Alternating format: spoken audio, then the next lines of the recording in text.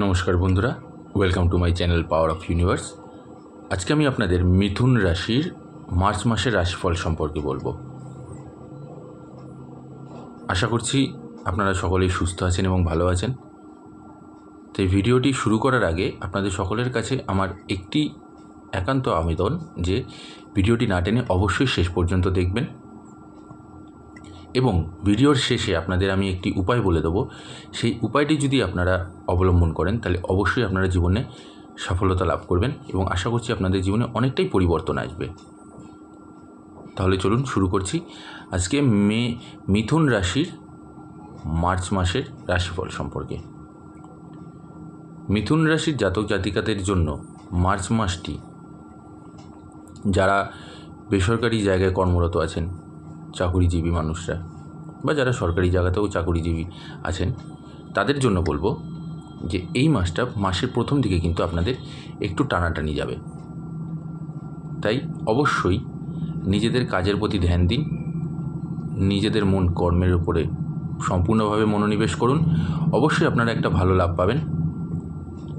নতুবা আপনারা দেখবেন যে কাজের ওপর থেকে আপনাদের ধীরে ধীরে মন উঠছে এবং সেই জন্য কিন্তু আপনারা আপনাদের সিনিয়রের কাছ থেকেও অপমান বা অপদস্থ হতে পারেন। তাই সেই জায়গাটা মাথায় রেখে আপনারা নিজেদের কাজের জায়গাটাকে যথেষ্ট ভালোভাবে তৈরি করুন। আশা করছি আপনারা ভালো লাভ পাবেন। যারা শিক্ষার্থী আছেন তাদের জন্য বলবো এই মাসটা, পুরো মাসটাই আপনাদের জন্য যথেষ্ট উত্থান আর পতনের মধ্যে দিয়ে যাবে। তাই নিজেদের মন মানসিকতা সম্পূর্ণভাবে মানসিকভাবে তৈরি করুন যে বিদ্যার মধ্যে দিতে। এদিক ওদিকে চিন্তাভাবনাকে বন্ধ রেখে শিক্ষার প্রতি নিজেকে মনোনিবেশ করুন। অবশ্যই আপনারা ভালো লাভ পাবেন। ব্যবসায়ীদের জন্য এই মাসটা যথেষ্ট ভালো, তবে আয়ের থেকে ব্যয়ের অংশ একটু বেশি দেখা যাচ্ছে। আপনারা হয়তো কোনো চিন্তা করছেন কোনো কিছু কেনাকাটা করার, নতুন কিছু ঘরে আনার, তাহলে বলবো এই মুহূর্তে একটু স্থগিত থাকুন, নতুবা আপনাদের আর্থিক দিক থেকে কিন্তু একটা ধাক্কা আসতে পারে।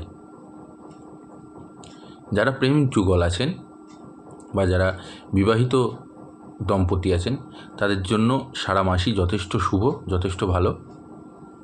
পারিবারিক সম্পর্ক আপনাদের যথেষ্ট ভালো থাকবে। পিতামাতা সবার সাথে, ভাই বোন সবার সাথে আপনাদের সুসম্পর্ক বজায় থাকবে। তবে মিথুন রাশির যারা জাতক জাতিকা আছেন, যারা রাস্তায় গাড়ি নিয়ে চলাচল করেন, তাদের জন্য বলবো যথেষ্ট সাবধানতার সাথে রাস্তায় চলুন, নাহলে কিন্তু আপনাদের একটা দুর্ঘটনার যোগ রয়েছে, এতে আপনাদের যথেষ্ট ক্ষতি হতে পারে। সুতরাং রাস্তাঘাটে যখন চলাফেরা করবেন বা গাড়ি নিয়ে যখন আপনারা রাস্তায় বেরোবেন, অবশ্যই ধীরে সুস্থে দেখে শুনে গাড়ি চালাবেন।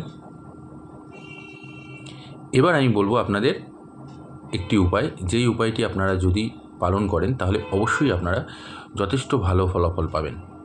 উপায়টি কি? উপায়টি হলো যে বুধবার দিন আপনারা স্নান করে উঠে পরিষ্কার বস্ত্র পরে ভগবান শ্রী বিষ্ণুর সহস্র নামের স্রোতের পাঠ করুন। বুধবার দিন সকালবেলায় স্নান করে উঠে শ্রী বিষ্ণুর সহস্র নাম, সেটিকে যদি আপনারা জপ করেন তাহলে অবশ্যই আপনারা ভালো ফলাফল লাভ করবেন।